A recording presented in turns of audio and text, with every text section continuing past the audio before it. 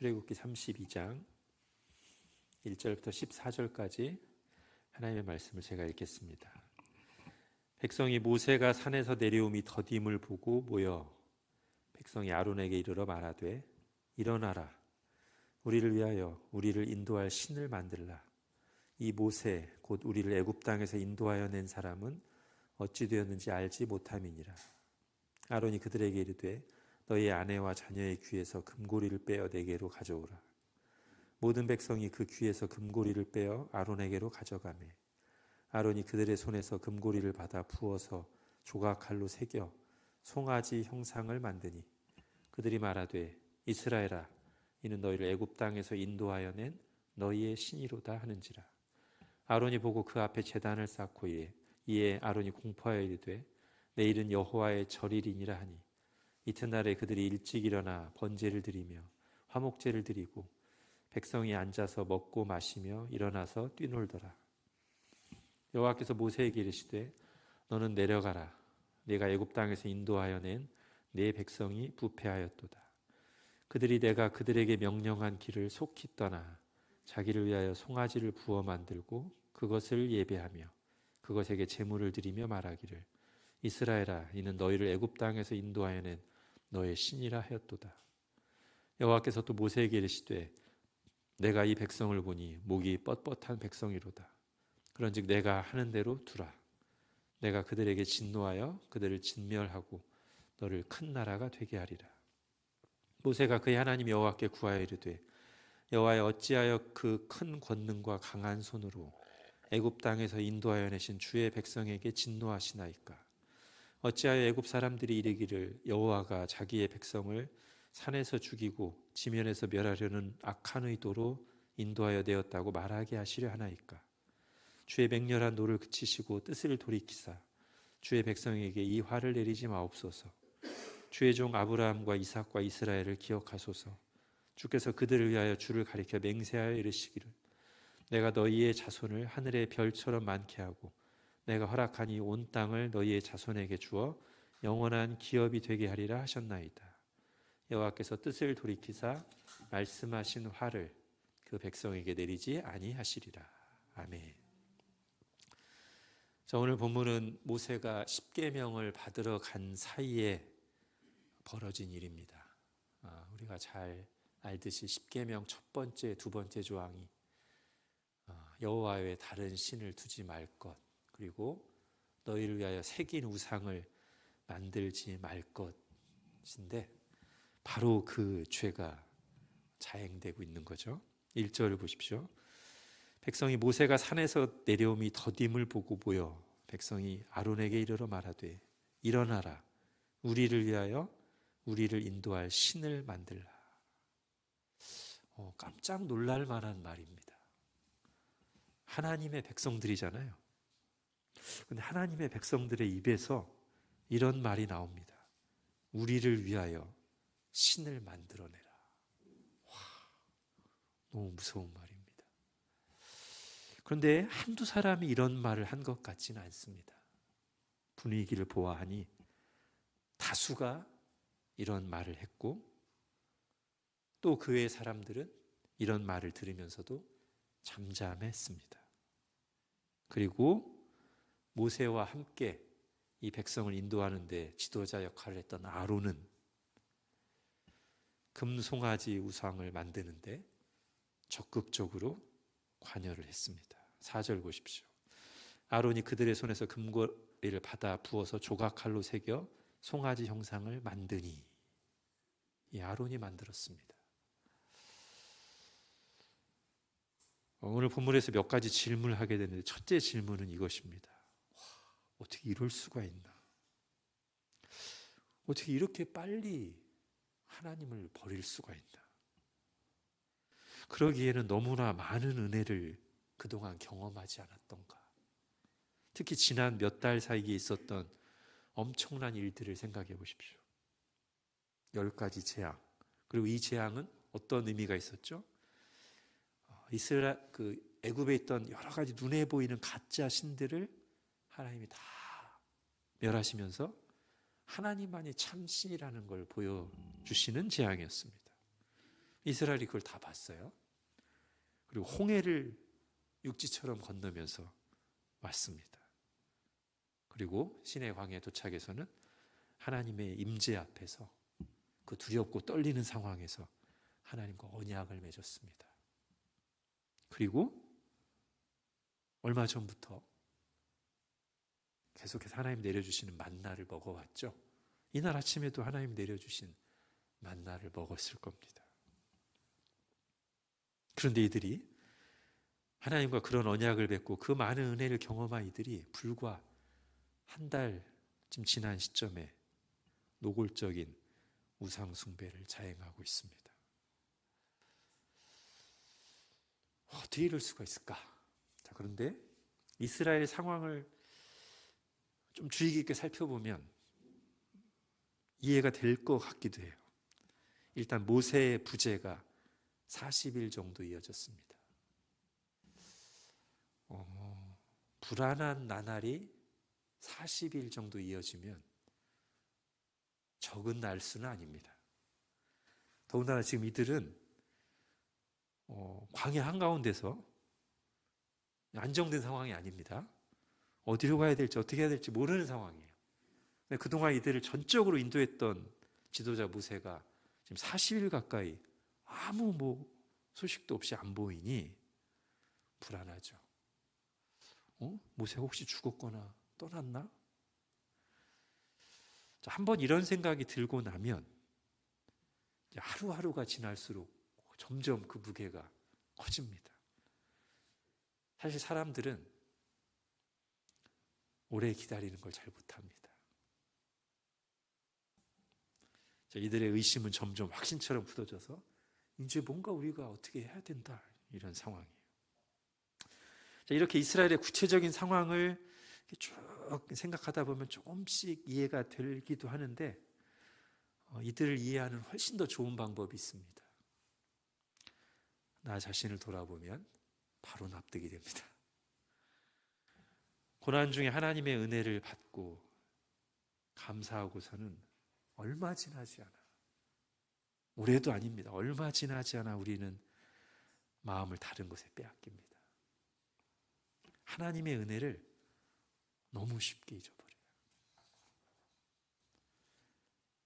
현실 문제 앞에서 하나님 또는 그분의 말씀, 하나님께 받은 은혜는 너무 쉽게 작아져 버립니다. 불과 얼마 전에, 아니 심지어 방금 전에 하나님께 받은 은혜가 지금 내 상황과 문제에는 적용이 잘 안 되는 거예요. 그리고 또 하나님께 그렇게 간절히 기도해 놓고서 잘 되고 나면 또 다른 것에 영광을 돌립니다. 이래서 그랬어, 저래서 그랬어.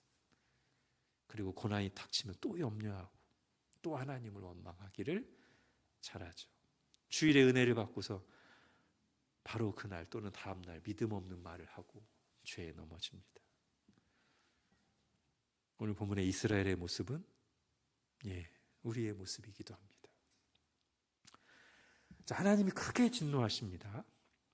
7절부터 10절까지 모세에게 말씀을 하시는데요.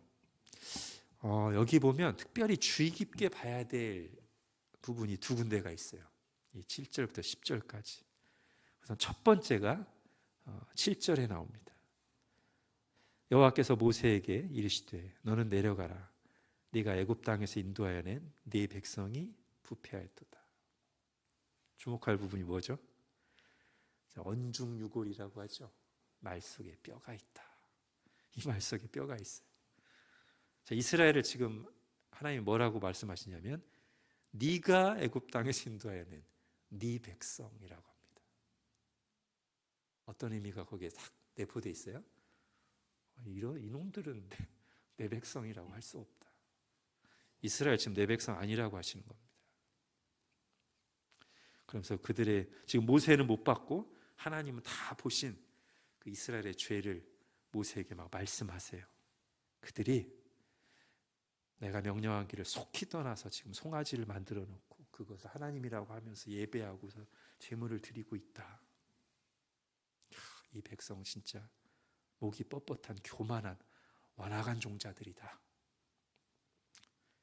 그러면서 내가 그들에게 진노하여 그들을 진멸하고 너를 큰 나라가 되게 하리라 말씀하십니다.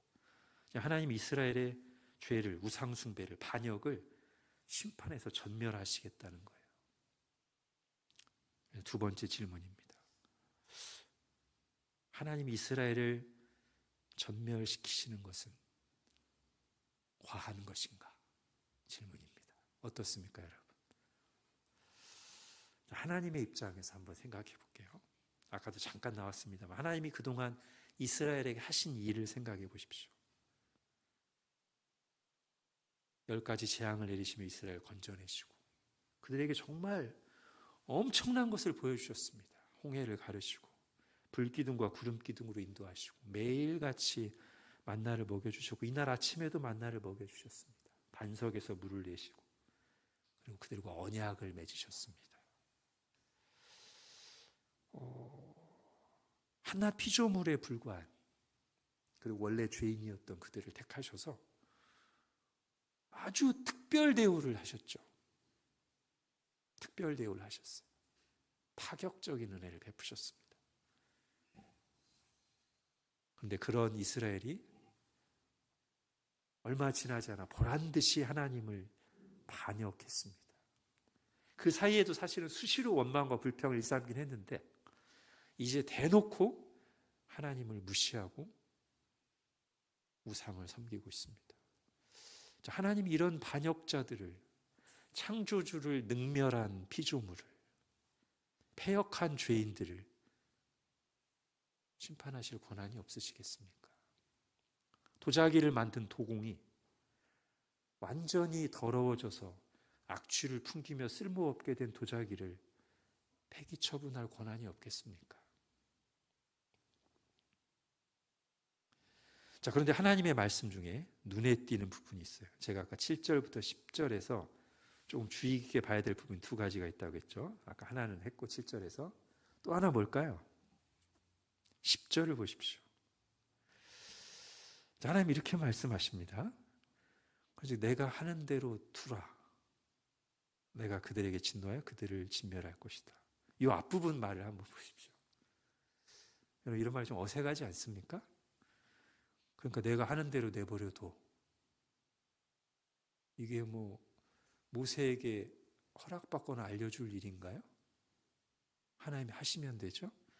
그런데 이스라엘 향한 하나님의 진노, 그들의 죄를 막 얘기하시고 심판하시겠다고 하면서 갑자기 중간에 이 말이 나와요. 그러니까 내가 하는 대로 내버려둬. 여러분 약간 이런 모습이 연상되지 않습니까? 팔을 걷어붙이면서 말리지 마. 말리지 말라고. 분노를 표출하시지만 누가 좀 말려주기를 바라는 것 같은 모세에게 하나님이 모세에게 이런 말씀하세요. 그러니까 내가 하는 대로 두라. 여러분 아까 1번 제가 첫 번째로 주의 깊게 봐야 된다고 말씀드린 네가 7절에 네가 애굽 땅에서 인도하는 네 백성, 이것은 너무나 속상하신 하나님의 마음을 언중유골로 표현한 것이라면 지금 10절에 나와 있는 그런즉 내가 하는 대로 두라, 이 말씀 속에는 그러면서도 그들을 심판하지 않으시려는 중보자가 나서주기를 바라는 그런 하나님의 마음이 담겨 있습니다. 오늘 핵심 성경 읽기 본문인 사사기 본문 2장에서도 저는 그 부분을 읽는데 비슷한 느낌이 들었어요. 제가 읽어드릴게요. 여호와의 사자가 길갈에서부터 복임으로 올라와 말하되 내가 너희를 애굽에서 올라오게 하여 내가 너희의 조상들에게 맹세한 땅으로 들어가게 하였으며 또 내가 이르기를 내가 너희와 함께한 언약을 영원히 어기지 아니하리니 너희는 이 땅의 주민과 언약을 맺지 말며 그들의 제단을 헐라 하였거늘 너희가 내 목소리를 듣지 아니하였으니 어찌하여 그리하였느냐. 하나님이 선지자를 보내서 이렇게 말씀하신 거예요. 아주 줄여서 말하면 하나님이 나는 너희에게 이렇게 사랑을 베풀고 약속했는데 너희 왜 그래? 하나님은 이스라엘을 바로 심판하시거나 버리실 수 있습니다. 그러셔도 됩니다.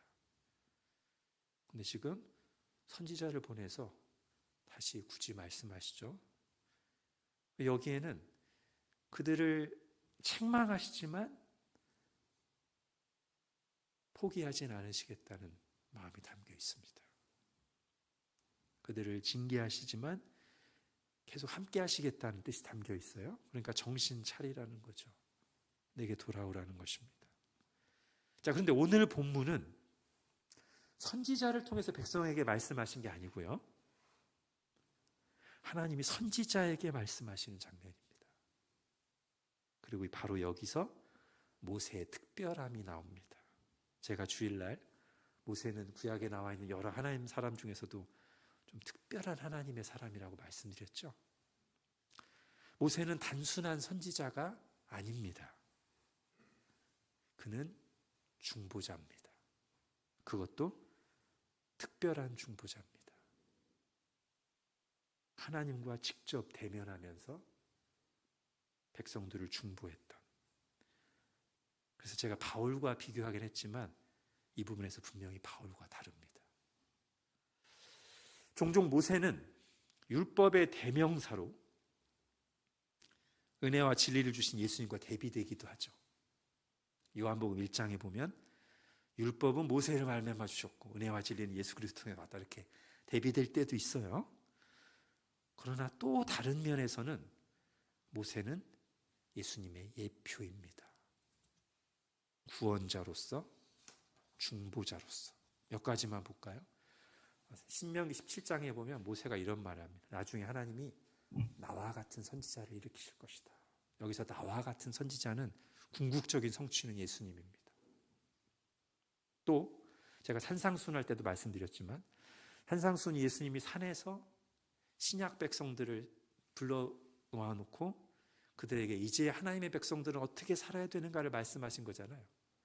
근데 이게 어떤 장면이랑 똑같냐면 모세가 신의 산에서 구약 하나님의 백성들을 불러 모아놓고 십계명을 통해서 어떻게 살아야 되는지 가르치는 장면과 똑같거든요. 연결되거든요. 모세의 역할을 예수님이 하신 겁니다. 하나 더 있어요. 출애굽기 19장 20장에 보면 그 신의 산에서 산 위에서 구름이 막 빽빽한 가운데 하나님의 임재를 상징하는 구름이 빽빽한 가운데 그 속에서 하나님이 모세에게 말씀하심으로써 백성들에게 하나님이 모세를 증언해 주세요. 하나님의 특별한 사람이라는 걸. 이게 뭐랑 또 연결되냐면 마태복음 17장의 변화산에서 구름이 딱 끼면서 구름 속에서 하나님이 예수님을 증언하십니다. 이는 내 사랑하는 아들이요 내 기뻐하는 자라. 그래서 모세를 묘사하는 여러 가지 모습들이 신약 성경에서 그 이미지가 예수님에게 적용돼요. 그러니까 모세는 예수님의 예표입니다. 구원자고 중보자로서. 자, 그 중보자 모세가 범죄한 이스라엘을 품고 하나님 앞에 나아가 기도합니다. 오늘 본문의 11절부터 13절입니다. 우리 같이 읽겠습니다. 시작. 모세가 그의 하나님 여호와께 구하여 이르되 여호와여 어찌하여 그 큰 권능과 강한 손으로 애굽 땅에서 인도하여 내신 주의 백성에게 진노하시나이까. 어찌하여 애굽 사람들이 이르기를 여호와가 자기의 백성을 산에서 죽이고 지면에서 진멸하려는 악한 의도로 인도하여 내었다고 말하게 하시려 하나이까. 주의 맹렬한 노를 그치시고 뜻을 돌이키사 주의 백성에게 이 화를 내리지 마옵소서. 주의 종 아브라함과 이삭과 이스라엘을 기억하소서. 주께서 그들을 위하여 주를 가리켜 맹세하여 이르시기를 내가 너희의 자손을 하늘의 별처럼 많게 하고 내가 허락한 이 온 땅을 너희의 자손에게 주어 영원한 기업이 되게 하리라 하셨나이다. 아멘. 너무나 탁월한 중보기도입니다. 중보기도는 이렇게 해야 돼요. 그러니까 지금 모세가 일단 7절을 받아서요. 아까 7절에서 하나님이 네가 애굽 땅에서 인도해낸 네 백성 그랬더니 모세도 두 번을 얘기합니다. 11절에서 뒷부분 그 권능과 강한 손으로 애굽 땅에서 인도해 내신 주의 백성, 내 백성이 아닙니다. 주님이 구원하신 주의 백성입니다. 12절 뒤 끝부분에서 또 주의 백성에게 이 화를 내리지 마옵소서. 예, 모세도 만만치 않습니다. 제 백성 아닙니다. 주의 백성입니다. 그러면서 하나님이 이 이스라엘을 심판하시면 안 되는, 살려주셔야 되는 이유를 두 가지로 얘기해요. 크게 두 가지. 11절부터 12절은 뭐냐면 하나님의 이름을 위해서 그러셔서는 안 됩니다. 하나님이 구원해내신 하나님의 백성을 여기서 진멸해 버리시면 이방 나라 사람들이 하나님을 어떻게 보겠습니까? 하나님의 이름을 생각하셔서라도 그러시면 안 됩니다. 두 번째 13절, 이것은 하나님의 언약의 근거에서, 하나님이 전에 아브라함에게 말씀하셨던 그 언약, 하나님이 하나님의 이름으로 맹세하지 않으셨습니까? 그것의 근거에서 하나님의 이름을 위해서, 하나님의 언약의 근거에서 이 백성을 심판하시면 안 됩니다. 이렇게 할 수밖에 없는 이유가 있어요. 뭐냐면 지금 이스라엘에게는 하나님께 용서받을 만한 건덕지가, 구석이 하나도 없어요. 그러니까 이 백성들의 뭐를 내세워서 하나님 그래도 요거라도 보시고 용서해 주십시오 할 게 하나도 없어요. 이들에게 심판받을 이유밖에 없습니다. 그러니까 이들을 살려줘야 될 이유를 찾으려면 이들이 아니라 누구에서 찾아야 되냐면 하나님에게서 찾아야 돼요. 하나님 당신의 이름과 당신이 하신 말씀, 그거에 근거해서 제가 이들을 살려주시기를 구합니다. 이렇게 말하는 거예요. 그러니까 탁월한 중보기도죠. 사실은 모세도 화가 많이 났어요. 여러분 19절 20절 보십시오. 진에 가까이 이르러 그 송아지와 그 춤추는 것을 보고 모세입니다. 크게 노하여 손에서 그 판들을 산 아래로 던져 깨뜨리니라. 모세가 그들이 만든 송아지를 가져다가 불살라 부수어 가루를 만들어 물에 뿌려 이스라엘 자손에게 마시게 하니라. 예, 모세도 막상 이거 보니까 막 화가 막 머리끝까지 올랐습니다. 그리고 이때는 화내는 게 맞습니다. 하나님의 편에 서 있는 사람이기 때문에 모세는 하나님의 이름을 능멸하고 우상 숭배하는 모습을 보면 화나죠. 맞습니다. 그리고 모세도 또 이 백성을 위해서 그동안 헌신했잖아요. 자, 그러나 중보자는 하나님의 편에 서 있고 하나님의 이름을 중요시 여기는 사람인 동시에 중보자는 하나님의 백성을 위한 자입니다. 그러니까 그는 본인도 이 백성에게 대해서 배신감을 느끼고 화가 나지만 간절한 기도로 이 백성을 용서해 주시고 은혜 베풀어 주시기를 간구합니다. 그리고 하나님은 그의 기도를 들으셔요. 14절에 보면 모세의 기도를 듣고 진멸하지 않으시기로 결정하십니다.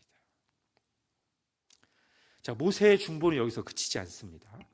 다음 날 다시 하나님께 나아가 백성의 죄를 용서해 주시기를 간구합니다. 여러분 31절, 32절 같이 읽겠습니다. 시작. 모세가 여호와께로 다시 나아가 여짜오되 슬프도소이다. 이 백성이 자기들을 위하여 금신을 만들었사오니 큰 죄를 범하였나이다. 그러나 이제 그들의 죄를 사하시옵소서. 그렇지 아니하시오면 원하건대 주께서 기록하신 책에서 내 이름을 지워버려 주옵소서. 모세는 자기의 목숨을 걸고 하나님의 백성들을 위해서 기도합니다. 중보자가 자기의 생명을 던지면서 하나님의 심판을 막 막아내는 중이에요, 지금. 자, 오늘 제가 질문이 있다고 했는데 세 번째 마지막 질문 뭐냐면, 이스라엘이 이렇게 큰 죄를 짓고도 멸망당하지 않고 버젓이 살아있는, 그리고 하나님 여전히 그들과 함께 하시는 이유가 무엇인가? 중보자 때문입니다. 이 중보자의 자기를 내던지는 기도와 그걸 들으신 하나님의 은혜 때문입니다. 자, 모세는 예수님을 예표하는 중보자라고 했잖아요. 여기서도 그런 모습이 어느 정도 보이죠. 목숨을 걸고 중보했습니다. 그러나 실제로 죽진 않았습니다. 그러나 모세가 가리키는 진짜 중보자 예수님은 자신의 목숨을 내어주시죠. 그래서 우리를 향한 하나님의 심판을 막아내십니다. 그래서 제가 아까 맨 앞부분에서 우리가 이스라엘과 사실 다를 게 없다라고 했는데, 우리가 그렇게 많이 하나님을 배신하고 죄에 넘어지고 의심하고 신실하지 못했음에도 불구하고 하나님이 여전히 우리와 함께 계시며 우리를 사랑하시고 은혜를 베푸시는 이유는 우리를 위해서 자기의 생명을 내어주신 중보자 예수 그리스도 때문입니다. 자, 우리도 이런 기도를 드릴 수 있을까요? 엄밀한 의미에서 우리는 중보자가 아닙니다. 중보자는 오직 예수 그리스도 뿐이십니다. 디모데전서 2장에서 말하듯이 하나님과 사람 사이의 중보는 오직 한 분이시니 사람이신 그리스도 예수라.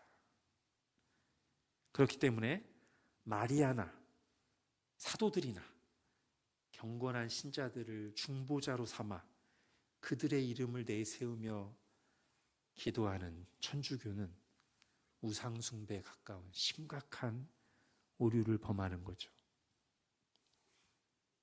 그러나 우리는 중보자로서가 아니라, 우리의 의를 내세워서가 아니라 중보자이신 예수님을 의지해서 예수 그리스도의 이름으로 다른 사람들을 위해서 기도할 수는 있습니다. 바울이 그랬듯이요. 바울도 자기의 생명을 거는 심정으로 기도하고 복음을 전했습니다. 물론 그는 모세와 같은 중보자는 아니었습니다.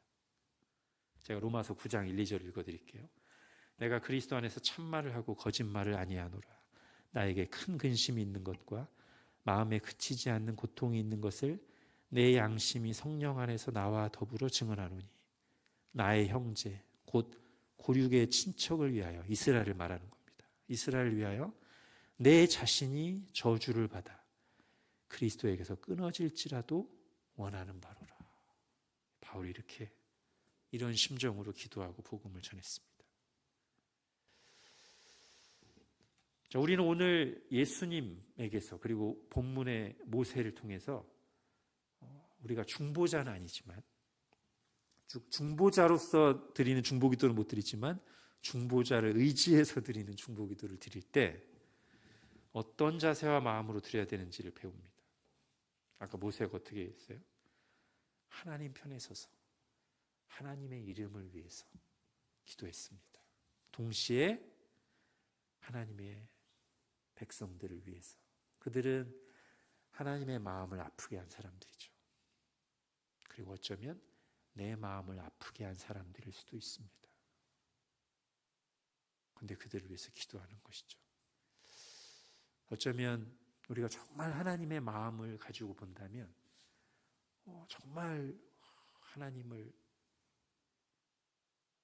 마음을 상하게 하는, 그래서 우리의 마음도 상하게 하는 어떤 모습을 딱 봤을 때 우리에게 모세처럼, 바울처럼 그 사람을 위해서 기도하라는 하나님의 뜻일 수도 있습니다. 예수님께서 산상수훈에서 네 원수를 위하여 기도하라고 하셨는데, 그것을 제일 먼저, 그리고 자신의 생명을 걸고 내주시면서 실천하신 분이 예수님이십니다. 누가 이런 기도를 할 수 있겠습니까? 그리고 해야 합니까? 먼저 하나님의 크신 은혜를 경험한 사람, 그래서 하나님의 마음을 아는 사람, 그리고 하나님의 이름이 높임 받기를 원하는 사람들이 이런 기도를 드려야 합니다. 기도하겠습니다. 하나님, 오늘 이스라엘의 너무나 큰 범죄와 그들이 심판받았어야 마땅하지만 모세의 그 간절한 중보, 하나님의 이름을 위해 하나님의 말씀에 의지해서 그리고 자기의 목숨을 걸면서 막아선 그 중보 기도를 통해 이들이 심판받지 않고 여전히 하나님의 백성으로 남아있게 된 것을 말씀을 통해 봅니다. 그리고 바로 이 이스라엘의 모습이 우리의 모습이고, 우리가 그럼에도 불구하고 오늘 여기 있고 하나님의 사랑을 받는 이유는 우리를 위해서 목숨을 내어주신 중보자 예수 그리스도 때문임을 다시 한번 기억합니다. 그리고 저희도 결코 중보자가 아니지만 중보자이신 예수 그리스도를 의지하여 예수 그리스도의 이름으로 그리고 예수 그리스도의 마음으로 이런 기도를 드리기를 원합니다. 하나님의 이름을 위하여, 그리고 하나님의 마음을 또는 우리의 마음을 아프게 한 사람들이 진정으로 회복되기를 위하여 주님의 심정을 품고 기도하는 저희들 되게 하여 주옵소서. 예수님의 이름으로 기도합니다. 아멘.